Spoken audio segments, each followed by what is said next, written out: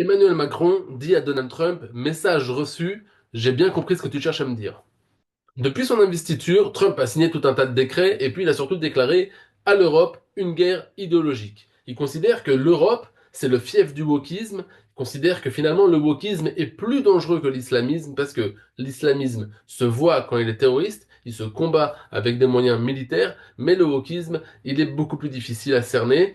C'est le cheval de Troie totalitaire de la démocratie. Regardez ce qui s'est passé à C8, ils ont réussi à fermer la chaîne, tandis que en Israël, quand Netanyahou avait demandé à fermer Al Jazeera, et ben les ONG françaises, RSF en tête, avaient critiqué cette fermeture. Donc ça veut dire que pour le terrorisme, l'Europe est là et répond présent. Mais on fait tout pour éteindre les idées de droite modérées. Jean-Michel Apathy a été retiré d'RTL. Pour moi, il a été retiré d'RTL parce que Macron était maintenant mis au devant de la scène par rapport à C8 et que ça pouvait lui porter préjudice au niveau électoral. On pouvait très bien dire maintenant que, à cause de Macron, ben, la liberté d'expression était totalement bafouée et ça pouvait lui jouer des tours. Et donc, peut-être qu'il a donné une impulsion au groupe M6 RTL pour commencer à sortir aussi Jean-Michel Apathy et essayer un petit peu de noyer le poisson vis-à-vis d'Hanouna. Ça, c'est qu'une hypothèse, mais ce qui est sûr, c'est que J.D. Vance a bien critiqué la liberté d'expression en Europe. C'est une façon de dire aux Européens, nous, on marche plus avec vous, vous êtes du côté des islamistes, vous n'avez pas soutenu Israël comme il fallait, vous avez critiqué la politique de Netanyahou, vous êtes du côté de l'Afrique du Sud et des petits pays de l'ONU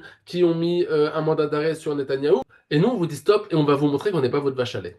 Et c'est pour ça que le conflit entre l'Ukraine et la Russie est instrumentalisé par Trump, où il se montre à moitié pour les Ukrainiens et à moitié aussi pour les Russes, d'une part pour pas froisser Poutine, et puis surtout aussi pour dire aux Européens, regardez, sans nous, vous êtes rien, donc vous allez vous calmer, parce que c'est nous qui allons tenir l'Ukraine. Alors effectivement, on va faire semblant que on fait tout ça pour les minerais, mais la réelle raison, c'est que Trump ne veut pas rentrer en conflit avec Poutine. Un, parce que Poutine est un acteur majeur de la stabilité du Moyen-Orient avec les liens privilégiés qu'il a avec l'Iran. De deux, parce que Poutine a certaines valeurs qui sont proches de celles de Trump, en tout cas non pas au niveau démocratique, parce que là-dessus, Poutine a tout à refaire, mais par rapport aux valeurs impérialistes qu'il va véhiculer à sa population, où on va montrer un État fort avec des valeurs patriarcales. Et trois, parce que Poutine permet de fragiliser l'Europe et donc le wokisme.